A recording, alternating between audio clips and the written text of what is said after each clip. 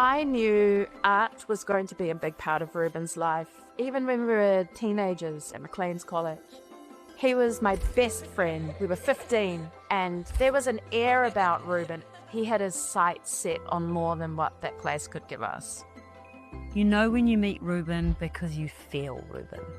He brings so much beauty and love and light into any space, and I think that's reflected in his artwork. He invites you into his work because it's so playful.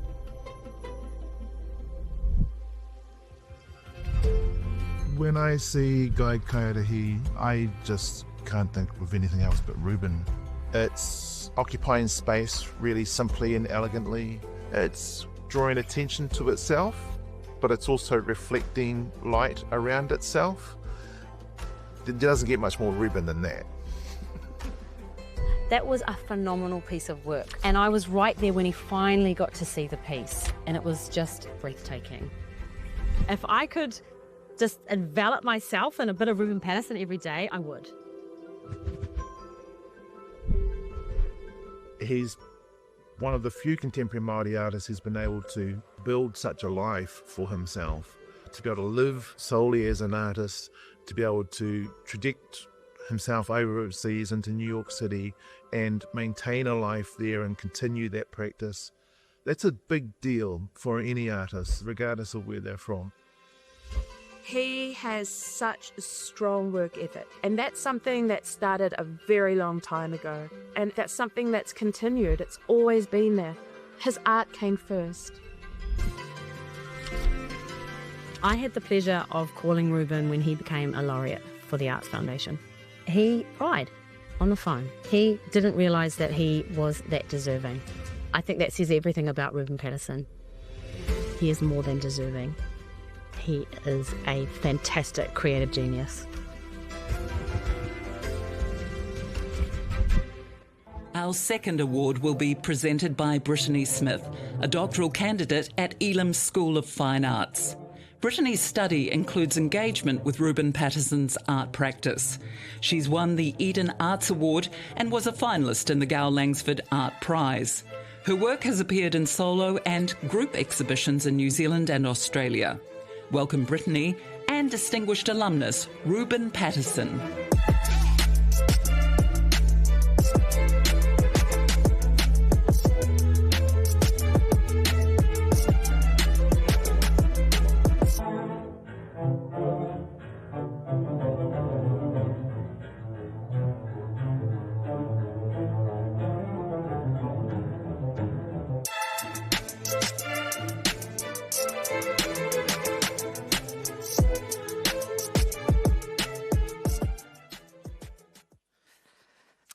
Who wants to be a millionaire? I said to Reuben before today that I wouldn't ask him any curly questions, but I was straight up lying. Because I've got a really curly question to kick things off. Titanomagnetite. Yes, let's go. Titanomagnetite.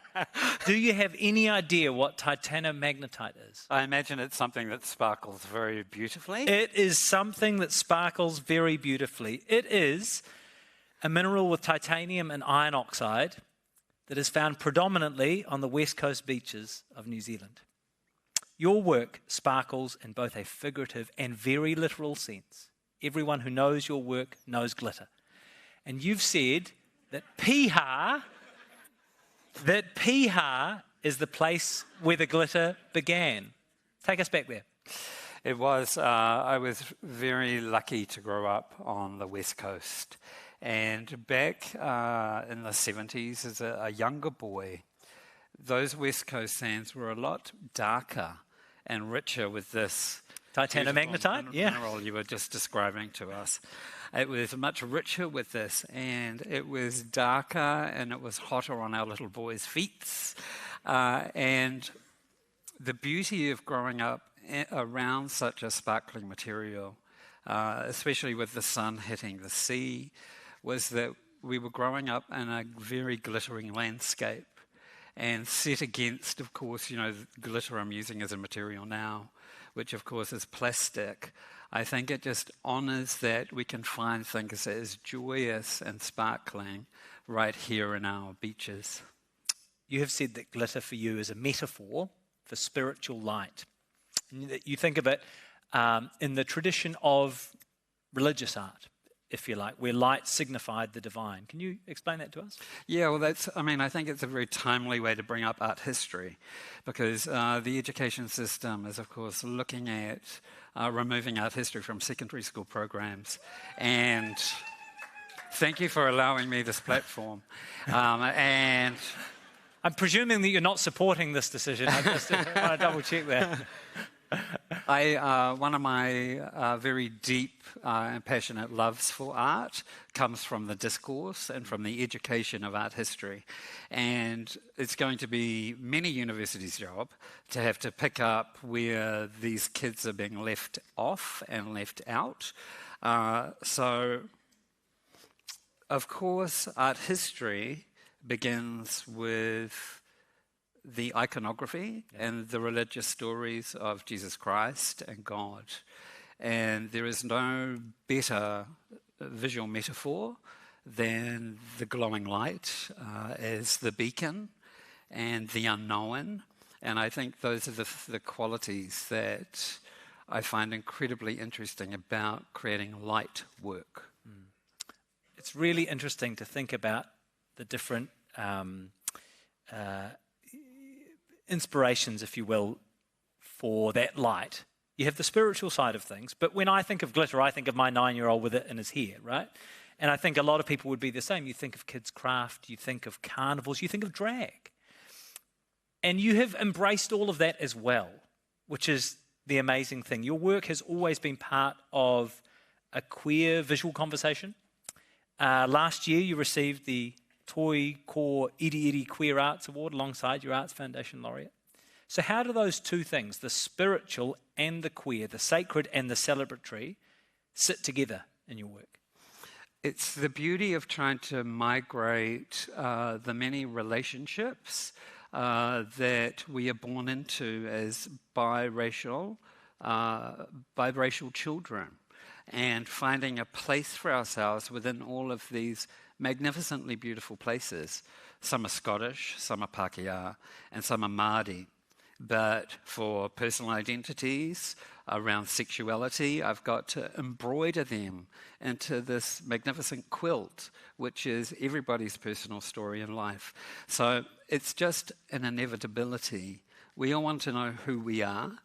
We all want to learn how to express that with value. So I've just had to find a way to weave it all together, I guess. I want to ask about two specific pieces.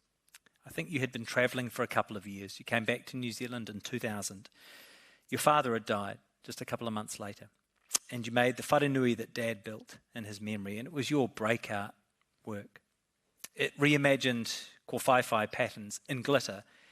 And that piece sort of feels like it was a time in which, or a moment in which everything came together, as it were. Grief, whakapapa, the medium, the meaning of the medium. Can you tell us about making that work? Yeah, it is actually, it will always maintain top spot for me as my favourite work. After Dad's passing, I think that you can't help but feel that maybe life is going to leave you in grief. But making a work for my father gave me the absolute opposite. He gave me the very beginning of a career. So I feel very blessed that in creating a portrait of him, and that's, I guess, where the material of glitter does its best. It celebrates something, not necessarily grieves it, has given me this trajectory that's led me to the seat sitting with you tonight next to you in front of a very beautiful audience. So I'll be endlessly grateful for what Dad could give me forever. I think it just acknowledges that when our loved ones are gone, they're not missing, they're around just doing this other special type of work for us. The second piece I wanted to ask about, we saw in your video, Guide Kaiarahi outside Auckland Art Gallery Toi or Tāmaki. It's amazing. Thank I remember going there for the first time and being like, whoa, it is spectacular. 595 crystals, 10 metres high, the phantom waka above Lake Tarawera. It had to be fabricated, though, in Australia during COVID, which means you had to have oversight via Zoom. So tell me about the moment when you're there and the blindfold gets whipped off for the first time and you see it in person. Chelsea Winstanley did record that moment, and it was a very emotional moment. But of course, the story of Ngāi Tūhoe is about the phantom waka and the apparition that appeared before Te Paia Hinerangi Ngāi Sophia on Lake Tarawera, 11 days before the eruption of Mount Tarawera.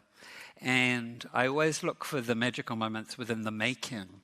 And although we had all been shut down into COVID, we were working together through a new type of trust, which was broken screens, and working through screens is very difficult with a clear medium. Everything was invisible. Yeah. But I felt that we ourselves we'd become apparitions on screens instead. So there were these themes of the phantom that seemed to be returning as the work was being made. Yeah.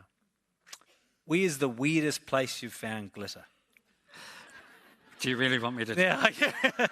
Be very careful what I ask here, yes. Were you thinking that, or did you just say that out loud? It's like, you know the weirdest place that I've found. You've found glitter in some weird places. I mean, I think we've got that next question. Yes. Where's the weirdest place you've found No, glitter? we needn't go there. Yeah, it's, yeah. You've been in New York for 3 years now? 3 years, yes. What has New York unlocked for you? I think New York, I decided to go to New York because I think as artists, we spend a lot of our careers living in discomfort, maybe working to what we think is comfort. And I was beginning to find comfort. And comfort basically means paying the bills. Can't have that. Being responsible, acknowledging you're an adult. But I felt that was constraining the purpose of the life of the work. And I do think that we live symbiotic relationships. I'm in a relationship with making and creating. And the greatest thing that I want for that work is for it to live its biggest life. So when Ngāi Tūhoe was completed, I wasn't really sure where we could go within New Zealand from there, and had an opportunity to take up that dream. And it was a dream that a friend of mine had mentioned. I'd said at Elam Art School, stuff this place, I'm going to go to New York. And all these years later, it does happen. But I think some of the greatest gifts that New York has given me so far is the feeling of freedom, because nobody is there to care about you. You're there to care for yourself first, and I know that you'll understand that feeling, having lived in New York.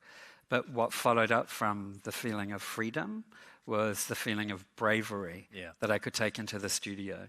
So I feel like with those two things, I've set a really good path for the next part of my arts life. It's liberation, as it were. Yeah. Yeah. I want to finish by asking you about a quote I dug up. You said, quote, "You can only ever have glitter in the plural. There's never a glitter." How do you apply that to your life? How do I apply that to my life?